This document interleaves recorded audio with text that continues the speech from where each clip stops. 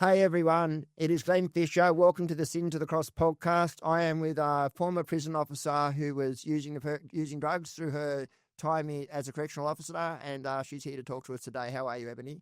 Hello, guys. I'm good. How are you? Yeah, good. So for anyone that doesn't know, this is the third time we started this, but that's how we roll here. But listen, we were just talking about how addiction doesn't discriminate. You've come from a good family. It doesn't really matter where you come from. It holds out. But can you tell me a little bit about where you grew up? Yes, no, I grew up in Ranella of South Australia. Lived there for many, many, many years, my whole life, really. But yeah, my childhood was amazing. I had picture perfect family. Like mum and dad were two peas in a pod. Yeah. 23 or 24 years between them, but they were like this. Like I grew up with like the dream family, and I cannot fault them whatsoever into how I turned out or the path that I led. Yeah.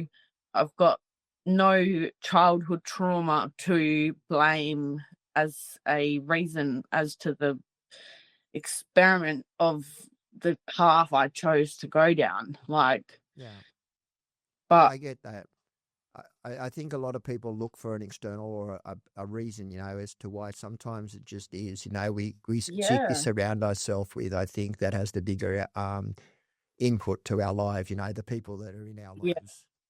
And for me, being an only child, I only ever grew up around adults. And then when I was in high school, I was, the year 8 and the little newbie, the fresh meat. But we were all around with the year 12, smoking cigarettes on the Oval, started drinking on the weekends, thinking we were all this and that. And then one thing leads to another. And then before you know it, you're at some random bloke's house, across from a school park, and you're, watching people smoking meth, at 14. That is a huge thing. And I look at 14-year-olds now and I go, what the fuck? Yeah. Like that is a baby. Well, it is, but interestingly, 14's a very impressionable age. It's the most common age when I do these podcasts and in my own growing up, where addiction starts to take you on. Yeah. So for you, it started off just hanging around with some mates and you upgraded from alcohol to gas, I guess. Yeah, and it started with pills like MDMA and ecstasy and that. And then, I watched a group of my girlfriends with one weekend smoke ice, and I was like, no way. That's too much. That's too far. Yeah. And the way they just they spoke about it as if they were like, it's not that bad. It's like not what people say, and all this. And then we went back the next weekend. I thought, fuck it, I'll try it. Yeah. And, it was awesome. I was loving it. I felt this weight lift off my shoulders. I could think, and I could just keep going. I got everything done I was able to do. Because I was working 2 jobs at the time, KFC and Barnacle Bills. Yeah. And, then it was great. I was high as fuck at work and I was doing my job really well. And they're thinking, geez, she's actually really good. And then I'm getting dope sick, basically at the Barnacle Bills. I'm vomiting in the back sink while doing dishes. And, my come downs were so severe from having drugs all over the weekend and then going back and having to go to school. My mum would hospitalize me because I'd be puking green, vomit. That's the stage it got to. It's often, I talk to a lot of people when they first start their addiction and they're all sold the same lie. When I first started using gas, I was working in a club and a pub and I was the best barman there, the best bar useful there because I was doing a million miles an hour. Yeah. When I first started using heroin, I remember it took away everything that was going on in my head. But what people don't understand is it's a deception the first couple of times because it's never like that going forward, right? No. It's not. Yeah. It demands more money. It demands more time, takes more from you. Yeah. So when did you start to notice the shift, where things started to really affect your life? Well, see, my mum found a photo of me when I was 14 with a friend of mine next to me and another friend of mine next to me, and then the guy who'd actually started giving us ice. Yeah. And I had a crack pipe in my mouth at 14. And my mum drove down to the Chrissy Downs flats behind the cop shop. And, like, you know, she's banging on the door. She's like, Ebony, get out of there. And, like, I'm like, fuck off, man. Like, thinking I was going cool. And that's when I knew it was impacting, like, my life. Because my family and I have, well, always been like this. Like, it was my mum, my dad, and I. And then, you know, I guess it wasn't really until I sort of fell pregnant, which was around the time where I was working in the jail, that I really noticed that it had affected me. Because, like, that's the thing, like, you can't give up drugs for anyone else. No. Your job, your family, your children, you have to do it for yourself. Yeah. And, like, I'd try to stop doing drugs so many times. Like, I'd go to Bali for a month every year. In the first 2 weeks, my holiday would be terrible. I'd be just bedbound. Just couldn't get out of bed, couldn't stay awake. And in the last 2 weeks, my holidays, I'd just get off my head on alcohol and Dexies, and I'll be fine. Now, do you ever look for drugs when you're in Bali or overseas? Yeah, like, and knowing how dangerous that was, because I'd go there every year, but I still would do it because of the desire, the need, the requirement for fixing my habit was huge. And, you know, like materialistic things wise, like, you know, I never sold and I didn't ever hack anything of mine or my parents, or I never stole to feed my habit. But in the end, it started progressing that way because of the GHB. When I got on the juice, that's when things went really downhill. So when did you get the job? At what age were you when you got the job in the prison? I was 21. And you had a habit back then? Yep. I had to reschedule my medical to get the job 5 times. Oh, really? To do a clean piss test. Did you clean your own? Yeah, right. And I just kept going, I've got COVID, like this reason, like that reason. And they didn't care. They just kept rescheduling the appointment. And, like, I didn't think I was going to get the job. I clicked apply on Seek one day and thought fucking nothing of it. Yeah, right. And before you know it, I've progressed 8 weeks through the steps and I'm walking into a full men's maximum security fucking prison going, I'm looking in the eyes of murderers right now and talking to, like, some serious hectic people, like, and that are in there for really, really bad things. But I'm sitting down doing their intakes, asking them, you know, if you had trauma, if you didn't, like, do you do drugs? Like, looking at them, and they're looking at me as if to say, you're off your head. Like, that's not a good look. But I still hit it so well. So well. Yeah, and I mean, that's why your story for me is so interesting, is because I couldn't present that way, right? I was living on the streets. I was full on heroin addict, but that's not how it always is for others. There's a lot of closet drinkers, users out there, you know, smoke pot at night or use the ice or whatever it is. Yeah. And I wonder how many within the system. Did you come across others, without identifying anyone, other people within the system who were using as well?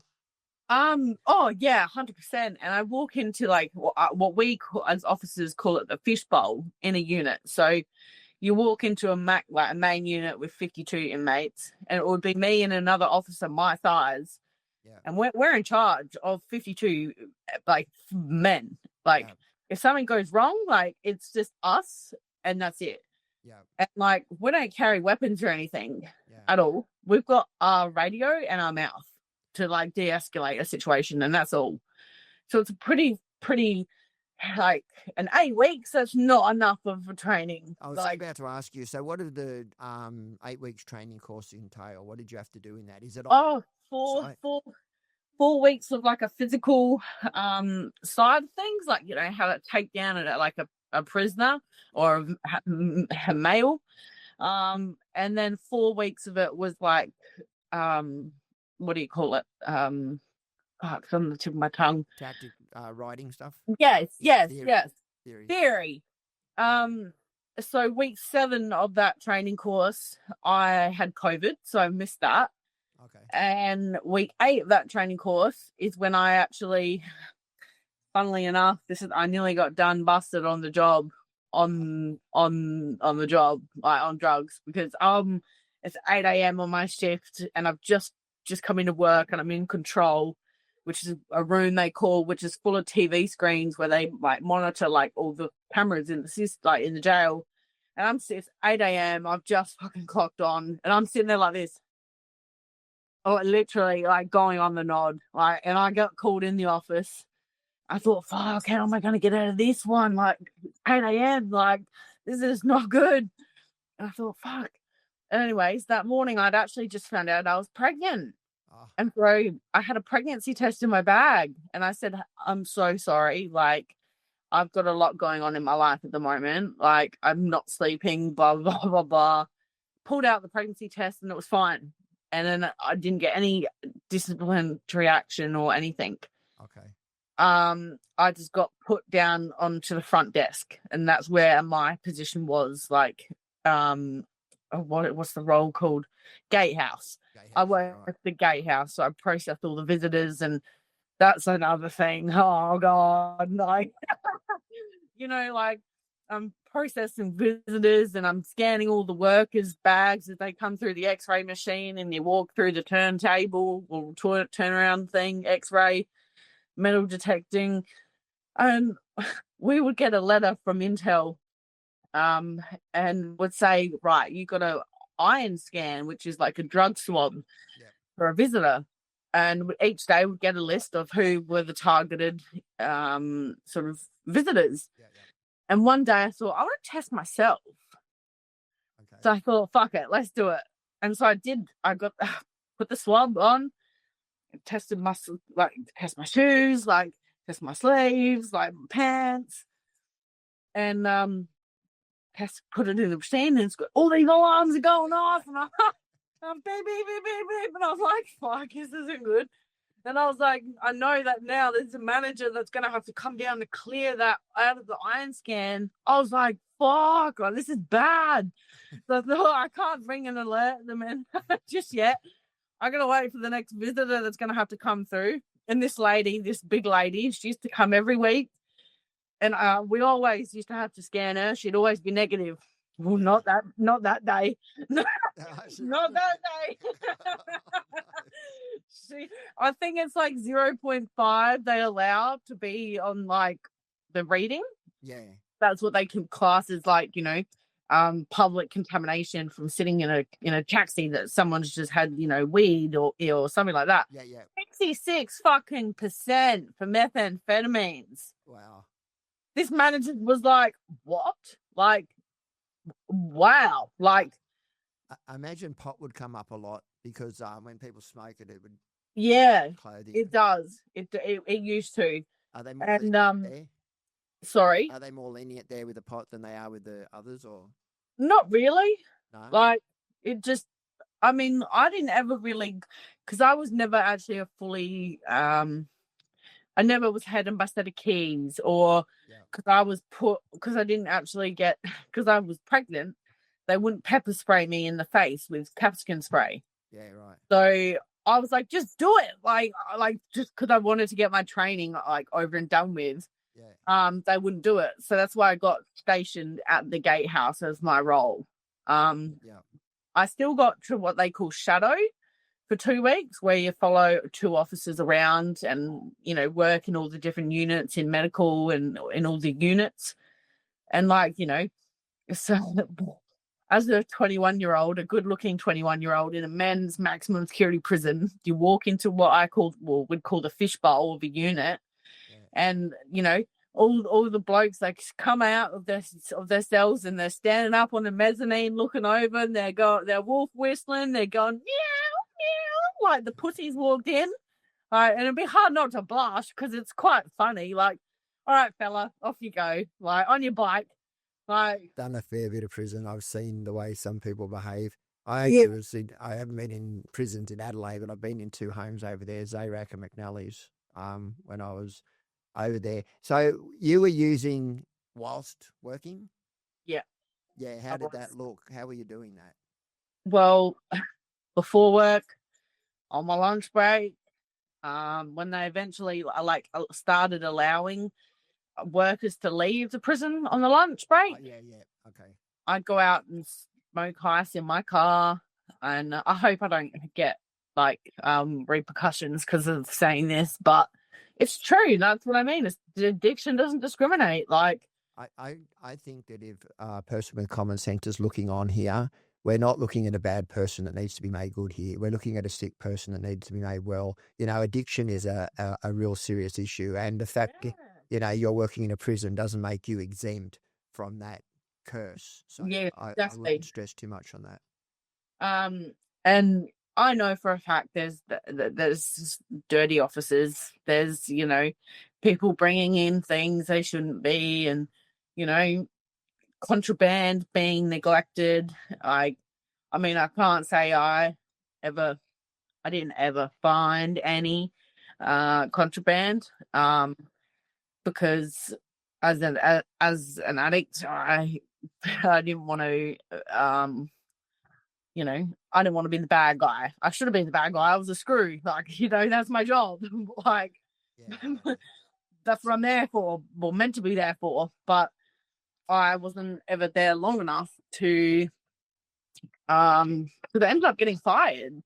Okay. Yeah. So let's talk about that. How long were you working at the prison for? About 4 months. Okay. And About 4 months. And after the whole pregnancy thing, when I told the general manager of the prison, and there was my 2 training officers in the meeting and another lady, and it was what seemed to be like, what's the word? Like, very confidential meeting. Like, there's this bitch sitting there taking minutes. Like, it seemed like it was confidential. And I said to them, I don't want it to leave this room. Like, I'm pregnant. I went to do my next shift in Gatehouse a few days later, and this officer walks up to me and she goes, "Oh, so you must be the pregnant girl." And I just went, right. I was like, in my head, I was just thinking that, right, okay, cool, thanks. There goes all trust in management. Yeah. That was just out the window. And then I started getting or hearing back things from other officers that were clearly not true. Like, you know, there was this one officer, and I won't say his name, but it looks like a fucking monkey. And he'd go up to 2 of these HA, like Hell's Angels, in Unit 4. I won't say their names, but walked up to him and goes, "Oh, have you heard what this new hot blonde screw's been saying about you?" And they're like, "Oh, what's that?" And, you know, he goes, "Oh, apparently, she said that you guys would be doing anything for you guys are nothing in here without your drugs and your money." And, like, you know, they're like, "Oh, radio," like, sort of thing. But hearing that, like, feedback back, like, about me, like, that will get you, like, got, like, that'll get you injured, like, as an officer, like, and other inmates won't help you out if you start getting laid into, like, but respect goes a long way in a jail. Like, you give it, you get it, like, that's right. You know, and that's the thing, like, and I know that those inmates didn't believe what had been said, because when I'd been shadowing the officers in this unit 4, I'll never forget it. One of those 2 came up to this, upstairs on the mezzanine, there's like a little staff office. And he goes, he popped his head in. He goes, "Hey, miss." And I was like, "Yeah, what's up?" He's like, "This is the floor cleaner's job, like, pay." And I was like, "Oh, fuck knows, fella. Like, not enough, though." And he's like, "All right." He goes, "Any chance I can grab some tea bags?"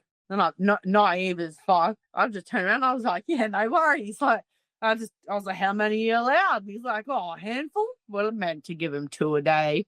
So I just turned around, grabbed a whole handful of tea bags and gave them to him. And he's waddled back down off jolly hours back to his cell. And then he's come back 2 or 3 minutes later, the cheeky bastard, right? And he goes, "Hey, miss, any chance I can get some for my celly?" I was like, "Yeah, fuck yeah." Grab another whole handful. This cunt's got like 60 tea bags now.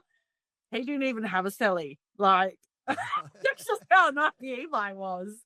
Like, I didn't even know what they did with tea bags. I didn't know that they used it to smoke with. Like, yeah, that's right. You know, I wasn't even meant to be left alone at that point in, like, the staff office. Like, you know, the other officers doing, like, pat downs, like, on the prisoners so they could go to rec. I'm just left alone getting taken advantage of by one of these like HAs. Like, no, he was loving it. I was the best officer out in the unit after that to him. Yeah, He absolutely. was loving it. Yeah, we used to call them the patables. You ever heard that expression?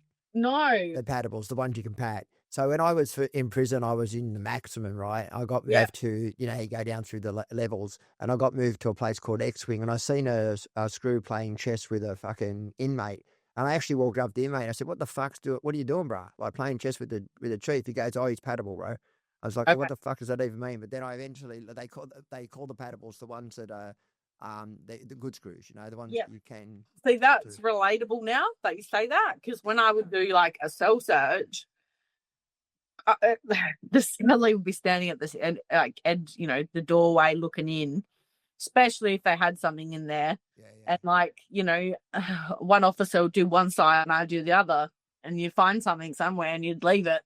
And like, as you'd walk out the doorway of the cell, like the other officer, you know, the inmate would go, you know, oh, you know, just nods his head to the other one, like whatever. And then like the other one would tap you on the shoulder and go, "Thanks, miss." Like, yeah, that makes sense now.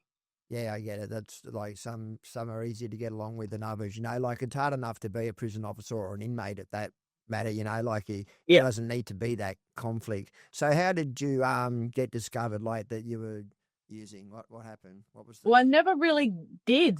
Luckily, I ended up losing my job because at that point in time I was a bit of a I'm very intelligent. So I learned at this point the checkout systems for every supermarket in Adelaide. So your Coles, your Woolworths, your Audi, the weighing of them at the self checkouts and stuff like this. And I also had found a Bunnings hack one day at Bunnings. I was bored and I was walking around with my partner at the time, almost at the point of like boredom of like just with my toe kicking out like the end of the aisle, like, oh, can we just leave? Like, you know, let's go. And I seen like Bunnings, like a workers trolley where they put their drink bottles on. I thought, oh, what are we? So I opened the drawer and there's this roll, this full of clearance stickers with no labels. I was like, just fucking bad tax. Thank you. I was like, we can go now. And so from there, I'm still working in the jail. And then I've discovered that at this point, Bunnings can't actually see the receipts at this stage from other stores. They can only see their own. So I'll go to one Bunnings and I'll buy fans or something that's like normally $350 or $600, and I would mark it down. I'd mark it down to my own price. And then sometimes I'd mark it down again and I'd double mark it. And like, you know, I'd just tear the box a bit and I'd write, you know, just write on the box like damaged packaging or missing screws. And then I would go to another Bunnings and I would return it, but I'd return it at full price. Yeah, right.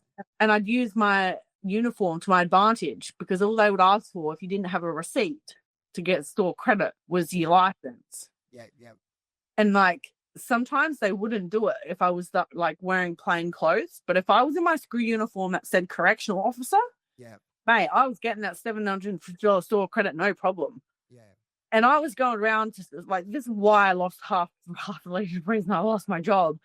Because it was like my full-time job. Every day I was driving around to 6, 7, 8, 9 Bunningses doing this. And I was making tens of thousands of dollars out of doing it. And I thought to myself, why the fuck am I going into a job that I'm getting discriminated at, bullied at? Yeah. Probably going to get my head kicked in because of the things I'm not even doing. Yeah. When I can make $2,000, $2,500 a day out of selling store credits to tradies on my Snapchat. It never ceases to amaze me, the ingenuity in addiction. Yeah, I used to do a similar thing. I used to steal locks and then I'd take them back in, or I'd find receipts in the car park and then I'd find something to match that receipt. And and I can go returns. Yeah, returns. But it's Yeah, and it's interesting, like you said, that you had your prison officer uniform on while you were doing these things, and it gave you more clout, like more sort of respect. People thought, oh, well, Credibility. but I mean, going up on the streets, I've seen corruption at all levels, and because someone's in a habit or a fucking priest outfit or a screw outfit or dressed as a Johnny Hopper, doesn't make them exempt from addiction or crime, and that's the naivety, I guess, of the community. Civilians. Yeah, that's right. And so you're still using, you got a job, you're stealing from Bunnings. How does it come to a head, mate? What happened? I just kept taking time off. I took all my leave, my paid leave. Like, I'd not accrued much, but I took what I could. Claimed DV leave, so I was getting paid 5 days for that. Yeah. And then I started taking all my unpaid leave as well, and I just wasn't going to work. And because I wasn't going to work, I wasn't what do you call it? Meeting the requirements as a rookie, as a recruited new officer, a trainee. So I got called in one day, and I actually had a phone call from the general manager that said, you've basically lost your job. And I remember crying, thinking, oh my God, my world's over. And then ended up getting some advice from a lawyer and ended up taking them through court for workplace discrimination and bullying. And that was a whole process in itself, and still full blown addiction, and ended up winning. So ended up getting I think it was 9 months roughly worth of work cover payments. And so I'm just sitting at home every day smoking meth, going to Bunnings every day, doing Bunnings trips and getting paid from work on work cover. Yeah, gotcha. And then ended up getting a $15,000 payout out of the Suing Serco, the company. Yep. It's a privately owned prison. It's not government. Okay, yep. And then, that's how I basically stopped working there. Okay. And then, so you lose your job, you're still doing the Bunnings stuff, obviously, and all that kind of stuff. Did that come to a head? Especially, like, Adelaide is a very small place. Even when I used to work in the jail, I'll walk into the fishbowl, the little glass entrance room of the unit, and even in the morning, I'd see on the big board where every prisoner's got their doc number, their photo, and their little card or little magnet on the board.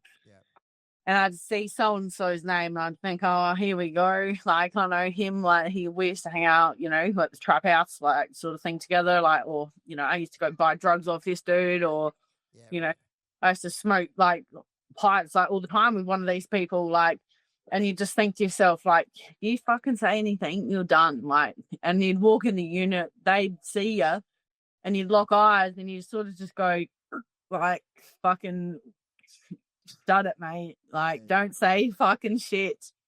And luckily no one ever did, but I did run into certainly quite a few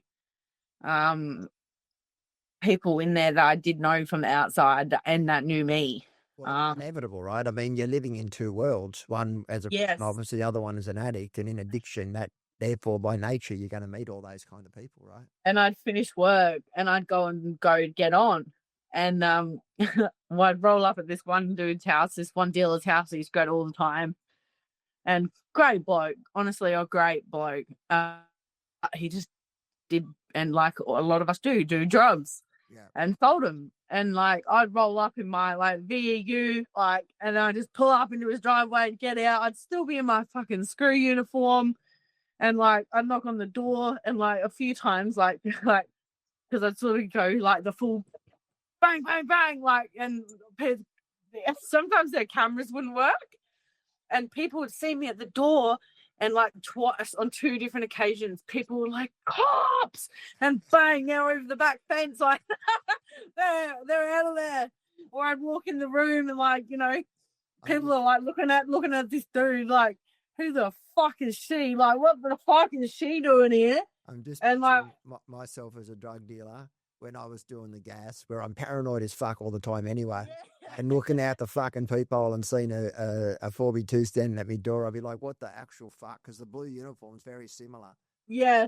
And like, I'd walk in and they're like, no, she's cool, trust me. Like, One of your videos, Ebony, It actually hurt my heart a little. The one I watched was the one where it was showing you in addiction, because I've been an addict. I know how painful that is.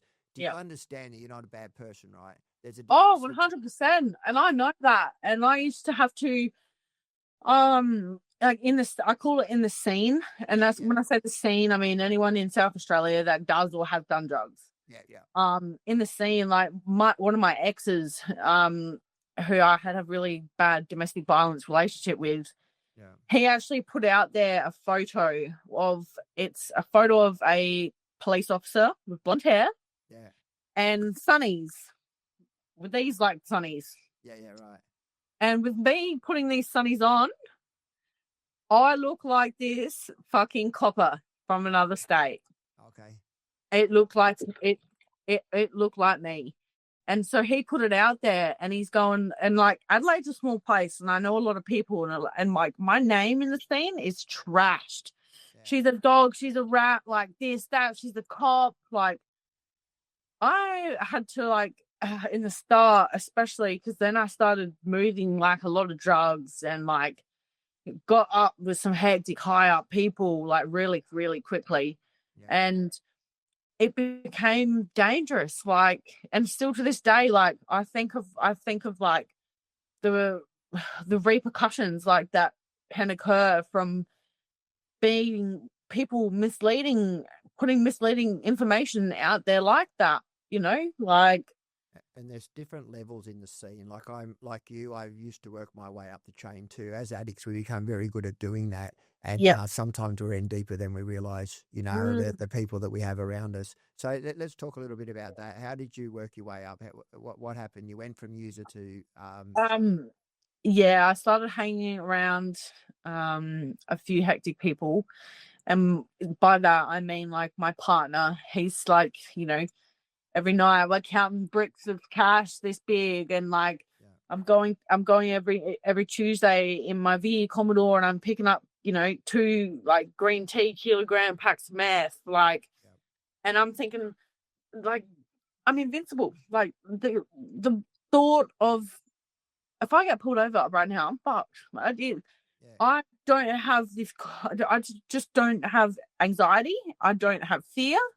Yeah. It's like I'm invincible. Like Yeah. I don't think of repercussions until like bang. Like I'm in the shit. Like I'm in deep now. Like this is bad. Like I'm in the jail cell right now.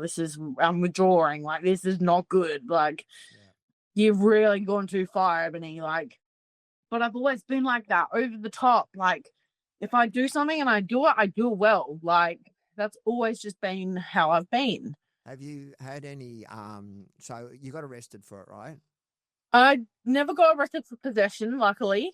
But I got arrested for quite a few different things. Some of them serious criminal trespass, and someone owes $1,800 because they've stolen a phone, and that's my reload money. And so I go around to their house, and they don't even live there anymore. They're living in a DV motel, so all of their stuff's still at the house. And I went in there. The back door was open.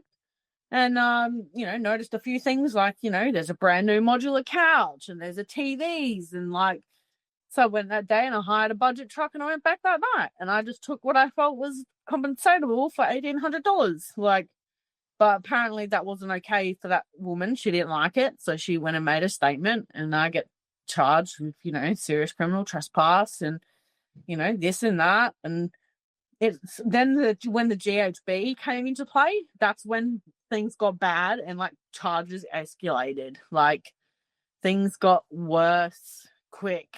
Like, I'd go out west, go reload, and I'm still going through court at the moment. I'm about to plead guilty to this. But I'd actually rear-ended. I fell asleep at the wheel. I'd rear-ended on the Southern Expressway on the Sunday morning at 8 a.m. The car in front of me. And I hit his back left-hand corner of his car with the front right corner of mine. And so my car kept going straight. This is at over 100 k's an hour, but his car's like triple spun into the middle, like concrete barrier. Okay. And I've got like, I've got 2 ounces of gear. I've got an ounce of MD. I've got $4,700 in cash. And I've got 2 liters of juice. I was like, fucking, I'm out of here. Like, bang. My car died directly underneath. I don't know if you know, on the side of the expressway, the Majors Road Bridge. Yeah. It died directly under that. And it was getting all upgraded at the time. And it was all covered in scaffolding and that. And bang, I just put the car in park, grabbed the keys, grabbed my bag. Everything was always right there, ready to go. Yeah. Grab my bag, grab my keys. And once the accident happened, I didn't look once back in that rearview mirror. I couldn't even tell you if there was another car on the road. Yeah. And I just jumped the fence, losing my high, because I was always this prim and proper, like, you know, meth dealer, like, you know, like I always look really nice, look dressed like a lawyer, like sort of thing. Because I always held, and still do, like, I take pride in the way I look and present. Yeah. And yeah, I climbed the scaffolding of this like bridge, and before you know it, I just ran in front of the next oncoming car, like, and I was like, stop! I'm in his fucking front seat, and I was like, go! And he's like, what's wrong? And I was like, my violent ex-partner, like, I just had to run away from him, like, blah blah blah blah. Little rhino down on his fucking side of his top, he's got MFS. He's from the local fire station down the road. And then he thinks I've said my name's Emily. It's Ebony. But he looked at his smartwatch and he looks at me and he goes, Emily, were you just involved in a serious motor vehicle accident? And I was like, what? No. I was like, I just got out of my partner's car and ran. And I was like, all right, you can just drop me off here. I just got him to drop me. I'd be on the run. Well, he was pretty clued in. So did they end up finding the car with all the stuff in it? No, nothing was in the car. That's what you literally grabbed it and ran, right? Yeah. And they never, like, I thought I got away with it. And then no, I didn't. About 3 months later, my dad's getting a $25,000 Allianz bill in his mailbox because the car was in my dad's name. Wow. And now they've just, only the other day, my lawyer, because she's gone through and got them to send all the evidence that they had from it. And it's got all the photos from the crash happening, like the cars, like it's all in slow motion but in still photos. And then it's got me running on the bridge and it's zoomed in and you can tell it's me, like I'm gone. Like that is 100% guilty. Like there's no getting out of that one. You're under a house arrest, right, at the moment? Yes, got my Home D bracelet on. Yeah, you got your bracelet. Yeah, you're all drilled up. Yeah. Drilled up. And listen, the question I want to ask you is, have you sought any help in relation to your addiction? Any advice? I've rang literally, and especially being country now, rural, because I've moved away from Adelaide. I have rang every single place you could think of: Stenacare, Mission Australia, Sonda, Uniting Country, Uniting SA. I've rang DASA. I've rang every single one of them, and like I've got a mental health care plan from my GP, and like I've just only looked into now telehealth counselling because that's all they are able to supposedly offer me. Yeah. Do I feel like I need to go to a rehab facility? No. Like this time, like my mindset is, this is so different this time of sobriety than every other. Like I've never actually wanted it before. Like I want it now more than I've ever wanted it before. Like, so one way that you might be able to avoid a custodial sentence is through rehab. I think I was in one in Adelaide. It was called Osborne Terrace Clinic. I happened to go there. I decided to run away from the cross to get off the heroin, got stuck at Adelaide Station in withdrawals, got put into this detox, it was non-medical detox. The same Grand Prix was on. It was fucking horrible. All I could hear all day was vroom, vroom, and my whole body was shaking. Yeah. I would suggest that you reach out to them or someone like that to get some advice because you could look at a custodial sentence, and one of those, they're kind of reluctant to do that if somebody's seeking proper help. And if you're in a rehab, and I think a rehab would teach you so much about yourself, Ebony, because I believe, and I've only just met you, there's something deeper going on, and you come from a good family, a good life, but sometimes it could be something like ADHD or BPD Yeah. I think 100%, and my doctor knows this. I've been seeking an ADHD assessment for so long. I just previously lived with someone who had ADHD and was medicated, and he said it will change your life. Like, he said, I know for a fact you got ADHD and OCD. Like, it's so obvious. Like, and even I got back the other day, like, just some of my like school books from when I was in primary school. Like, holy shit. Like, you do not see anything like this. Does not speak ADHD, OCD more than anything else like I've ever seen. Like, everything's got to be my way. Like, and it's like, and once we start learning about ADHD and how it works, it's actually a superpower. But whilst we don't understand its workings, it can be quite a menace to how we present, or live. Yeah.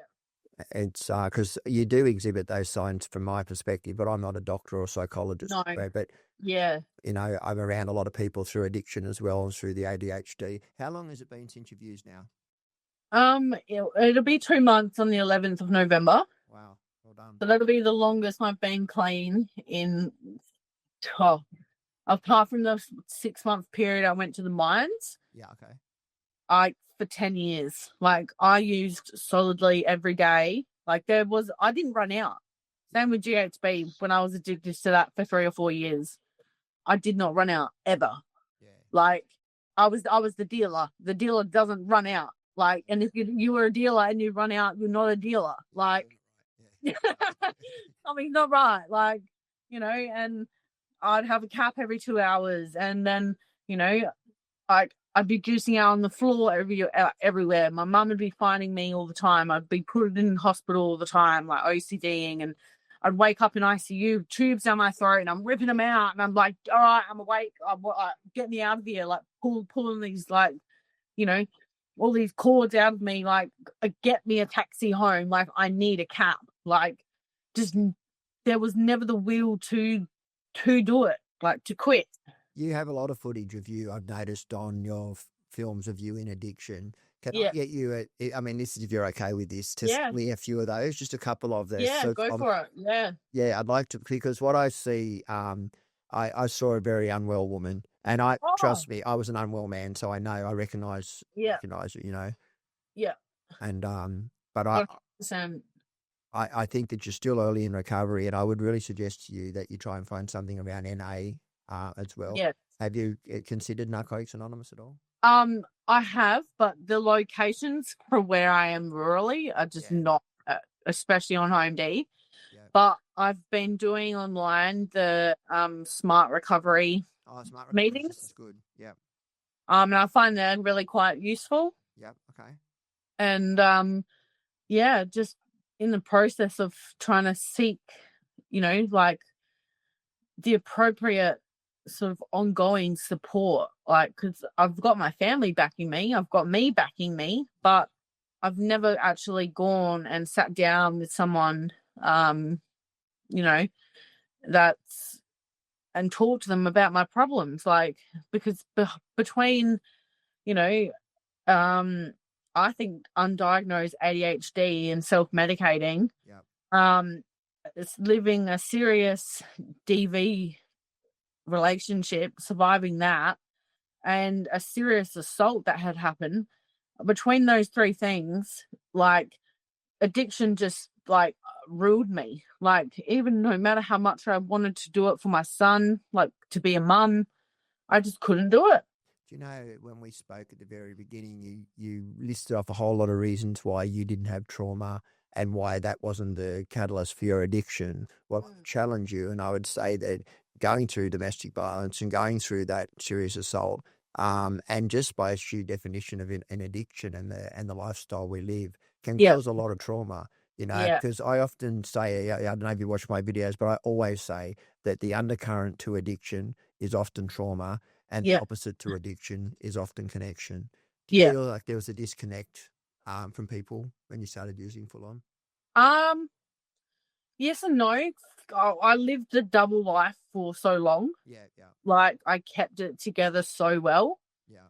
so hidden and it was so taboo. Like I had my circle, like my drug circle and stuff like that, and then I had like, you know, I had to live up to the normal life at the same time, like still presenting to jobs, still presenting at work, like family functions and normality things, but it all come undone eventually, and you know, it just, you know, then you're not going to Christmas like your family gatherings at Christmas because you feel like you're the embarrassment and the guilt and the shame, and you know, wanting to get clean so bad, and like, you know, just the desire to get clean was always there, but it was just, I don't know how many times I had to hit rock bottom.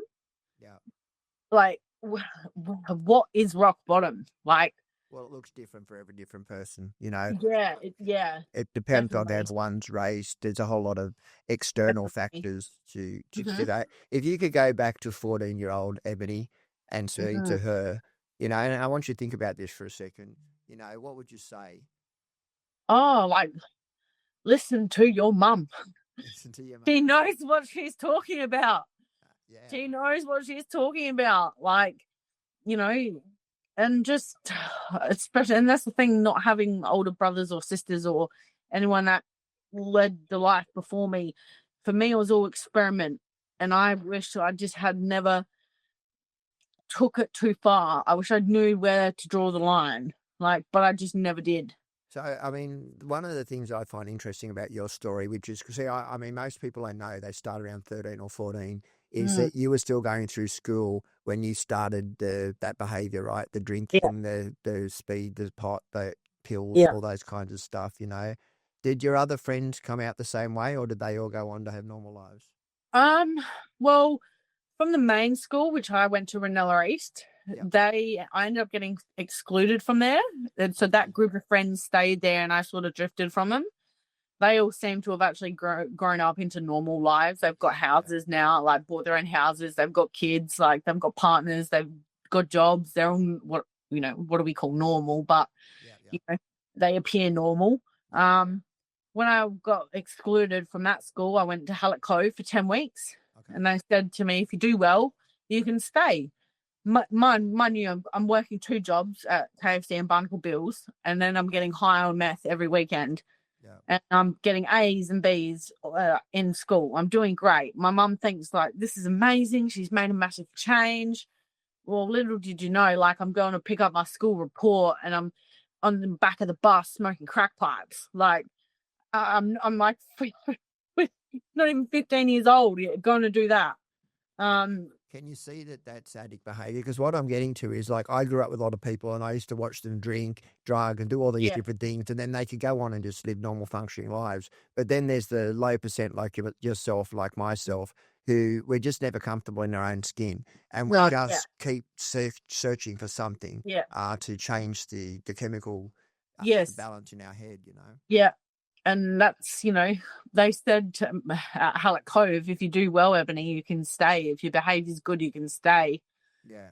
And I was getting A's and B's. And then it come round to, you know, year 10, like term 1. Yeah. And they said to me and my mum, sorry, but we can't keep her because we're getting exchange students from Japan. Yeah, right. My mum was like, are you fucking kidding me? Like, what do we do now? Like, and I said, well, I've not fucking gone back to Ranella. So I ended up going and completing my year 12 through called Fame. The school's called Fame. Okay. It's some people have heard of Flow, but this is another school at Christie's Beach called Fame, which I couldn't thank enough. Yeah.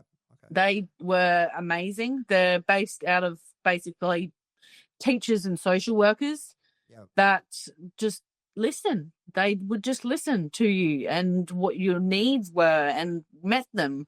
And I couldn't thank them enough. Like, you know, 5 or 6 ladies down the track when after I'd left, and you know, they had a rule at Fame that it took 5 years. It had to be a 5-year gap between a student leaving to when a teacher could reconnect with that person. Yep.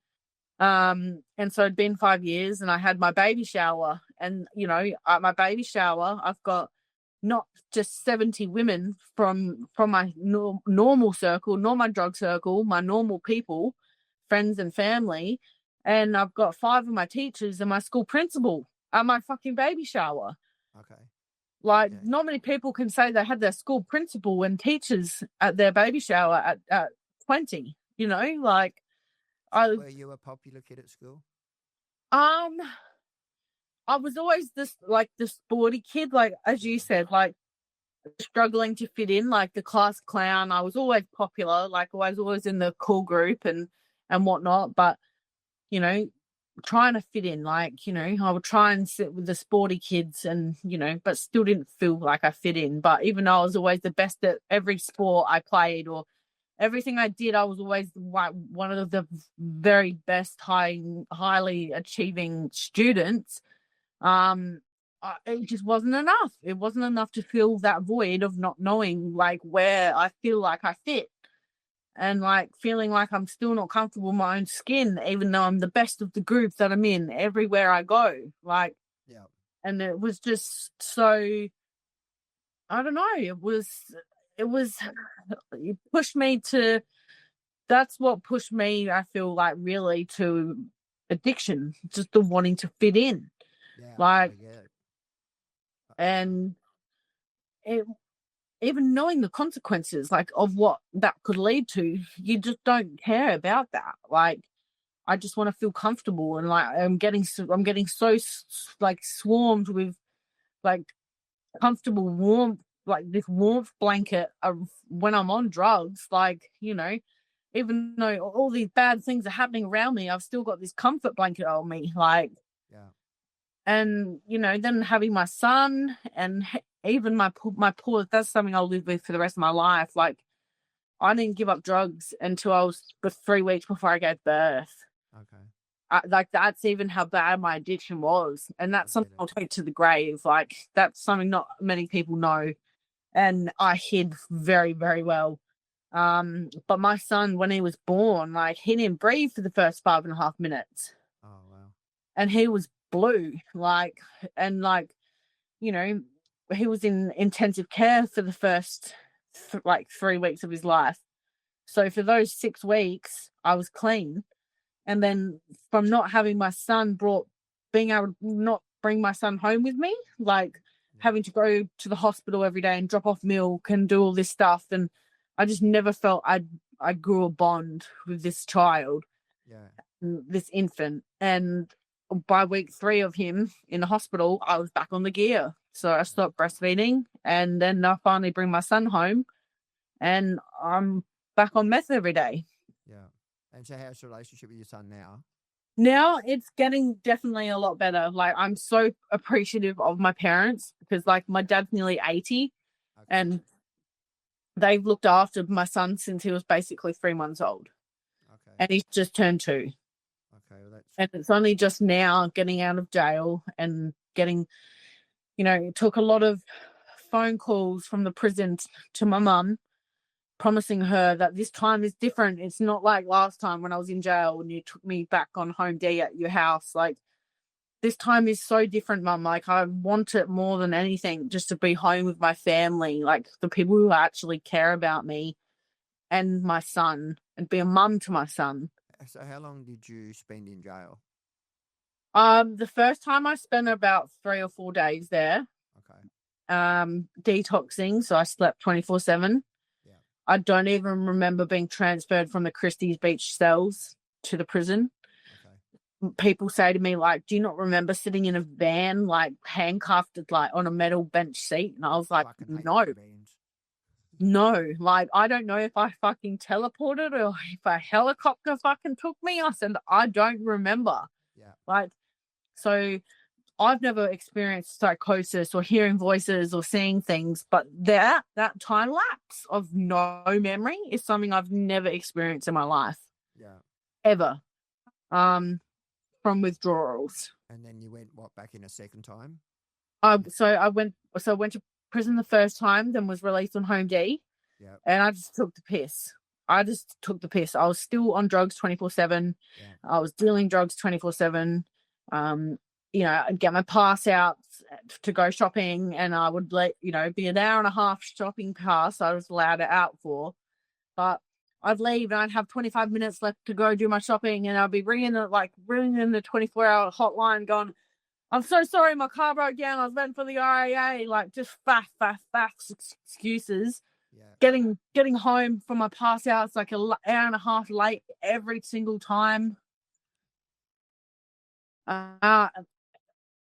Every single time, and very like just taking the absolute piss. And then I ended up getting arrested for I had no home D to like detention bail address. Okay, yep. So I actually had done my DASA because I'd overdosed. That's right. I'd overdosed on GHB, woke up in hospital. And I remember thinking, this time's it. Like, I can't keep doing this anymore. And I was just unconscious. Like, I just, stayed unconscious. My actual corrections box is actually ringing right now. Sorry, my mum's going to come in. They're probably going to say, put your baseline card. Oh, got to charge it all the time. We're nearly finished. I just want to ask you a couple more things. So I just want to know, where do you see yourself in the future, like in the immediate future to start with? Let's say 6 months away. Oh, 100%. I see myself helping, doing what sort of somewhat, I don't know how I'm going to get there, but I really want to do what you do and promote sobriety and advocate for people that and have been in our position and want help but don't know where to seek help, or seek help and it's not enough, or just want to make a difference in the community, like, you know, because I'm a helping person. Like, I thrive off of, like, by helping you helps me. Like, that's the only way to describe it. And I don't know how I'm going to do it, especially being on home D. Like, it's hard, but by helping others helps me. And I never thought I'd say this, but I want to return to work. I want a job. Like, you know, I never thought I would say that again. But all those things are available and possible. You know, absolutely. like, I mean, it's amazing what you can do in recovery. But I would suggest to you learn more about your addiction. Through, you know, I think Smart Recovery is actually a really good option if that's me. I like Smart Recovery. Mate, it's been a joy talking to you, Ebony. And we'll talk again. I am looking forward to seeing, and I'll probably bring you back on again in 6 months or 12 months because for sure. And I say this with sincerity too. If you're struggling, reach out. So I have a whole lot of people out there that, mate, it's amazing what people can do if they put their mind to it. You know what I mean? Yeah, 100%. So how many more court cases you got? I've got 2 upcoming ones. One's in the end of November, and one's the early December. Okay. And I'm pleading guilty to everything. I just want to get it over and done with now. I think ownership's the trick sometimes. You know, you say, you know what, I was really fucked up, but it's what you do now that'll how that plays out. And so just trying to follow my home detention rules. I've never been good at following rules. I've always loved breaking them, but I've always lived my whole, especially being an only child, it's always been what Ebony wants, Ebony gets. But I've got to rewire that, especially to do with home detention. Like, Ebony can't have what she wants. Like, you've got to do what they say. Like, follow what they're saying. Do what you're meant to do. You don't want to be back in jail. Like, that's right. You know, maybe 6 months, 12 months of madness but you never know where that can lead to. Ebony, it's been lovely talking to you. And thank you for coming onto the pod, and well done on being 2 months clean, and I look forward to this. Thank you for having me. You're most welcome, mate. All right. Bye. Bye, mate. See ya.